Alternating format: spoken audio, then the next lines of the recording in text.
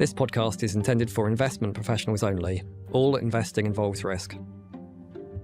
Hello, thank you for tuning into this podcast today. I'm Dee Campbell, Content Manager for the DC Asset Management business of L&G.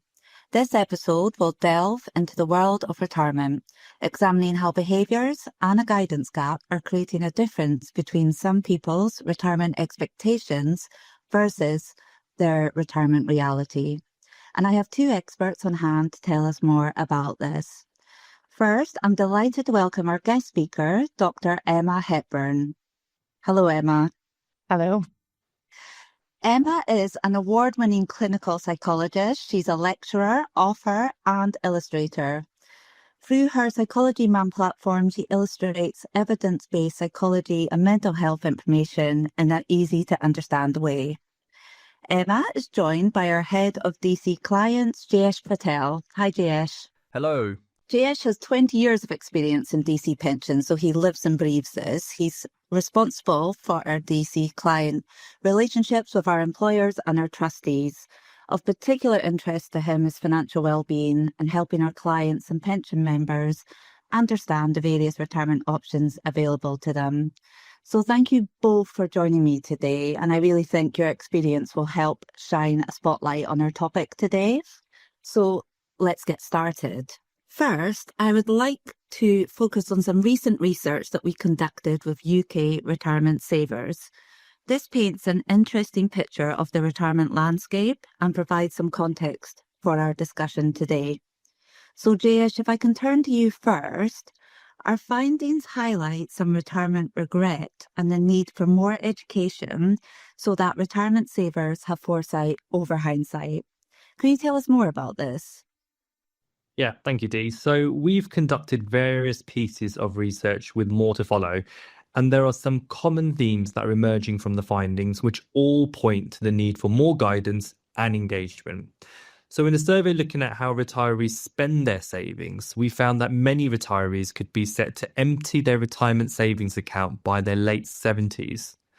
That's going to leave 9 years of unfunded retirement on average, and that was based on current spending rates. We surveyed around 3,000 people over the age of 50 in the UK, and we came up with some really interesting research and some stats. So 1 in 7 felt that the cash sum of their retirement savings was like an unexpected financial bonus, rather than considering it as part of their longer-term savings plan. Almost half said that they accessed the cash simply because they could, just to have it to hand, but actually 14% who accessed the cash from their retirement savings had regrets about doing so or spent more than they had planned. The majority, around 58% or so, actually accessed their pension without seeking any formal advice or guidance from their pension provider, from an advisor, or any support services like Money Helper. So truly troubling in that respect. And in some additional research we carried out, surveying the same sample size, we found that 1 in 5 people are withdrawing cash lump sums from their pension as soon as they turn 55, with 10% withdrawing their entire savings account. However, as we mentioned, many are doing it without seeking guidance and or understanding the financial consequences, and that can include some unexpected tax bills, losing access to benefits, potentially higher investment platform fees, or missing out on long-term investment growth altogether. So we have to take this research absolutely seriously and consider what more we can do to avoid retirement savings shortfalls. Absolutely. That's some stark headlines coming through there from you, Jayesh. And Emma, I can imagine as a psychologist, you must find retirement behaviours fascinating. So the research that Jayesh just spoke about there highlights a lottery effect response in people's behaviours. What does that mean? Yes, absolutely. I do find it fascinating. So the lottery effect really refers to how we perceive our money, which then influences what we do with that money. So the important part here that really struck me was people seeing it as an unexpected bonus. So if we think about something that's unexpected, we never knew it was going to happen. We maybe haven't planned for it. So it feels like a windfall, feels like something extra. It's not just our normal earnings. And therefore we can spend it because it's above and beyond our normal income. It's something that we can have less worry about and less anxiety around and feel that we have more freedom to spend. And then we've got the term bonus.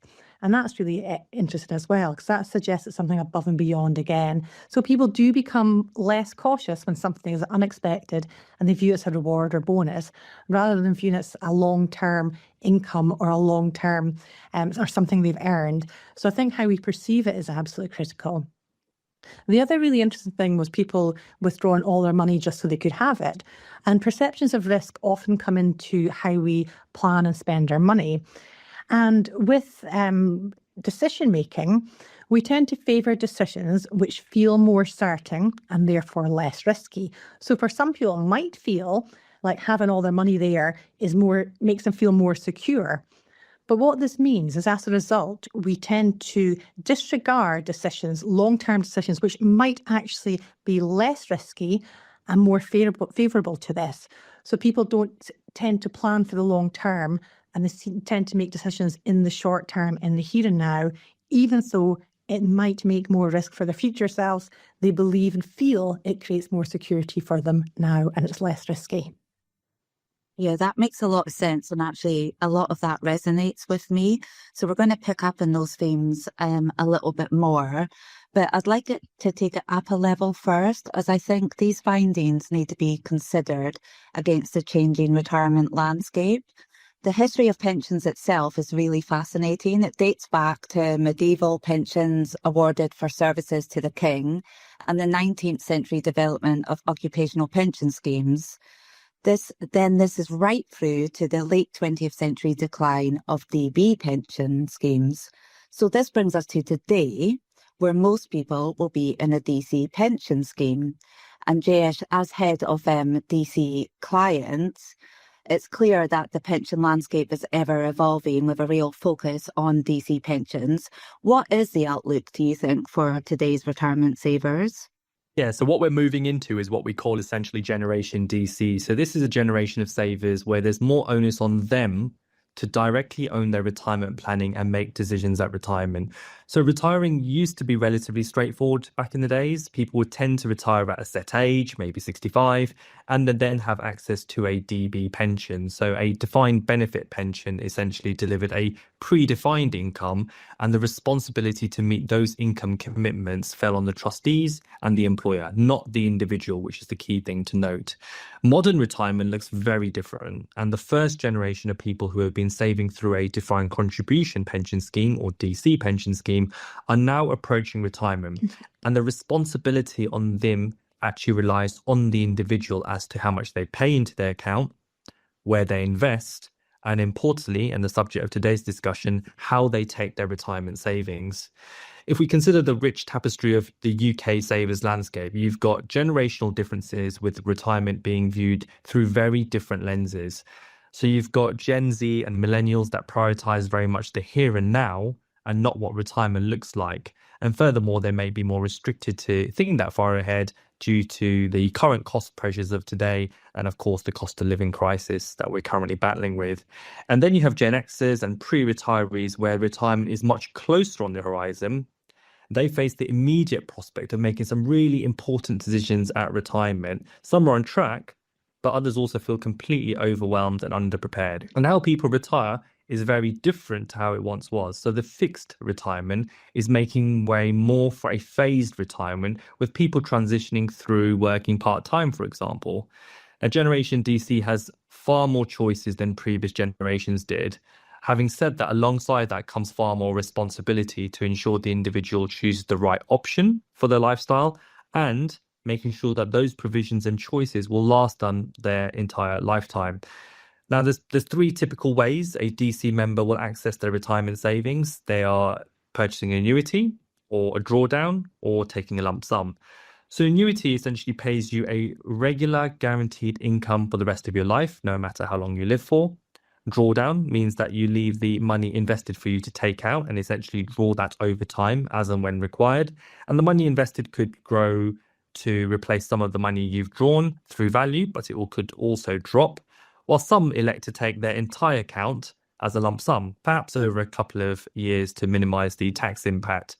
But what's clear is that DC savers in this current day and age need to make decisions about when and how they access their retirement savings. And to help them do this, We need to consider further education about the options available and any unintended consequences of the decisions. And we're going to have to do that to make sure we can help encourage better retirement behaviours. Thank you, Jayesh. So, Emma, Jayesh mentioned there encouraging better savings behaviours. So, from your expert perspective, what do you think can be done to help individuals become more engaged? We've spoken about the here and now mindset, and it can seem a lot to ask someone to plan for their future when there are so many unknowns or demands on their finances and time today.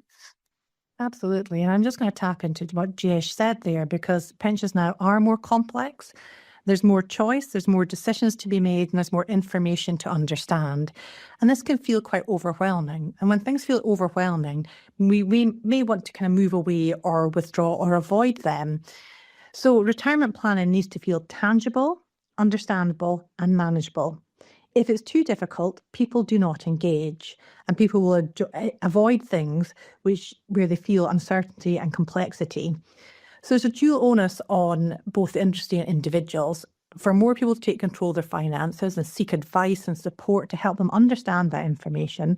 The industry can also help create simpler language and helpful tools that support behavioural nudges, which are important for the industry as well. You also touched on the here and now mindset, and that's really, really common. We call that the present bias, where people are more likely to focus on decisions that benefit them in the here and now and disregard decisions that might benefit them in the future.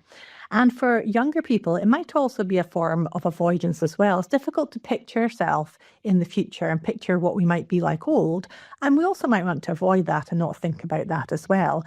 So therefore, we make our decisions based on the here and now. So we do need a mindset shift, which it brings it back to those generational points. So between 25 and 45, our energy tends to be focused on more immediate tasks or projects such as work, forming a family or buying a property. It's only really after our 40s that we begin to seriously think about retirement. However, at that point, it may be too late to significantly improve our future retirement income. Psychologically, I mentioned, we don't always like to think about old age. It can sometimes have negative connotations. However, we know that people are living longer, healthier lives, and retirement needs to be reprogrammed into our psyche as an exciting chapter in our lives that we can think about in the here and now. So from a behavioural perspective, it's about helping people to connect with their future selves and consider that future self in their decision-making in the here and now. Thank you, Emma. I really relate to a lot of those points, actually, as someone in their 40s. That really does kind of resonate with me and helps bring it to life. So, as Emma mentioned, things that individuals can do and things that the industry can do. So what do you think can be done and needs to be done to help people make informed choices? I mean, clearly a lot, as Dr. Emma said, and we know that there's some level of retirement inertia and apathy, unfortunately, still does exist. Retirement can be an exciting chapter in a person's life, but it also needs to be planned for. So what we want people to do is to hold a pen and essentially write their own retirement story. It looks like different things for different people, which is really important to acknowledge. And it's all about getting them to envisage their future and then help them take the actions that they need to make it a reality. So many people we see underestimate how long retirement lasts for as well. And the new reality is that retirement savings need to stretch across decades, not only maintaining a lifestyle and covering the cost of essentials, but potential later life costs too. So with people generally living longer, it's important to map out a long-term savings plan that considers the full retirement journey and the different options that's available. And the way that people understand and engage with their retirement needs to be transformed just so that they can have those better outcomes. Now, technology and digital solutions with simple language will be a key enabler in helping people to do this. And this echoes some of the points made by Dr. Emma about explaining things in a simple and engaging way.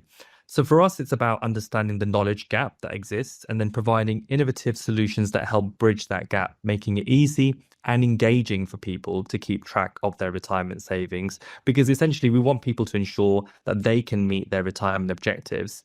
So our services can help DC members build that holistic view of their finances, including pensions, savings, investments, and property, particularly property, given that's becoming an important consideration as you plan for your retirement. And the holistic view is generally becoming more important as we think about retirement planning.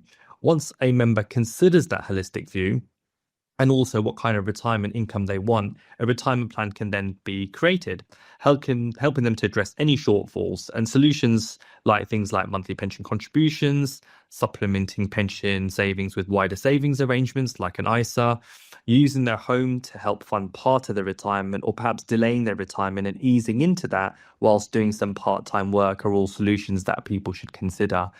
Now, there's many free and paid for forms of professional financial guidance and support that people can use to plan, and that's really key as well.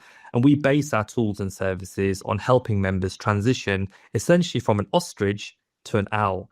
Now, if I take a second about what that means, it means that we want to stop people burying their head in the sands, just like an ostrich, and really get them to really think about their future so that they become a wise owl, alert and knowledgeable about their future. The ostrich to the owl is really interesting. That really helps paint a picture in my mind. I probably have been an ostrich in the past, but I'm definitely becoming an owl. But Emma, if I can move back to you, you successfully use illustrations to help people understand complex psychology issues. So can you bring to life the ostrich to owl point a little bit more for us and talk about the behavioural aspects associated with that? So sure, it goes back to the avoidance I mentioned earlier. If it feels uncomfortable and overwhelming, it'll be put in the too difficult pile. If people don't immediately understand it, it feels uncomfortable. And this leads them to bury their head in the sand like an ostrich. But what we really need is for people to feel empowered and informed, to access the resources and the support that supports them to be like that. So the ostrich style really illustrates the change in mindset and behaviours that's required to help people plan and save for their future, to lean into discomfort and become confident in their decisions instead, and knowledgeable and be able to make informed decisions. Honestly speak to both of you all day, and I feel like I haven't had enough time, but I do have to just leave you both with one final question. So if you could give one key message, one key takeaway to our listeners today to get them to think about saving for their retirement, what would it be? So Dr. Emma, I will come to you first. Sure. So arm yourself with knowledge. Knowledge is power. It must feel relevant to the individual. Behaviour is an important part of retirement planning. For individuals, it's really about understanding what drives you and what kind of retirement you want. And for the industry, it's about providing solutions that tap into people's desires and psyche, that makes it easy for them to get involved. Perfect. Thank you. That really kind of sums up all the messages that we've heard from you today. And Jayesh, what would your message be?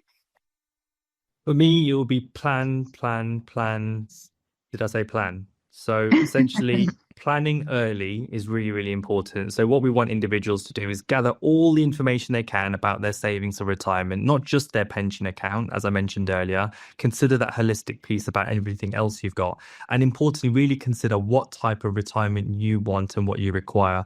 There is an increasing level of support available to help you do exactly that. A huge thank you to both of you for your time and your insight today. As a Gen Xer and part of the Generation DC, as we've coined it, you've given me some valuable insight. It is clear that there is a gap in some people's retirement expectations versus their retirement reality.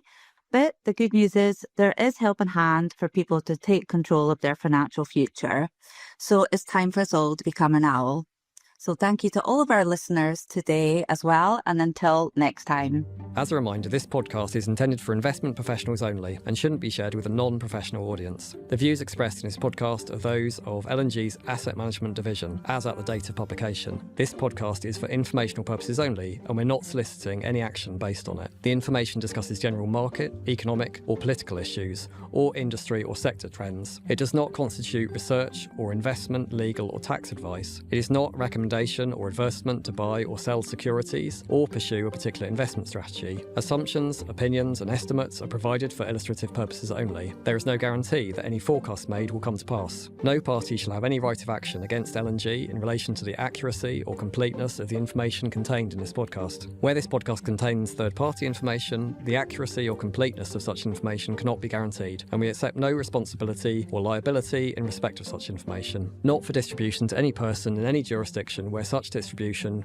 would be contrary to local law or regulations. Copyright 2020. 2025. Legal and General Investment Management Limited is authorised and regulated by the Financial Conduct Authority. Unless otherwise stated, references herein to L&G, we and us are meant to capture the global conglomerate that includes, in the European Economic Area, LGIM Managers Europe Limited, authorised and regulated by the Central Bank of Ireland as a UCITS management company pursuant to European Communities Undertaking for Collective Investment in Transferable Securities Regulations 2011 as amended, and as an alternative investment fund manager pursuant to the European Union Alternative Investment Fund Managers Regulations 2013 as amended. In the USA, Legal and General Investment Management America, Inc., a US SEC regulated investment advisor. In Japan, Legal and General Investment Management Japan (KK), a Japan FSA registered investment management company. In Hong Kong, issued by Legal and General Investment Management Asia Limited, which is licensed by the Securities and Futures Commission.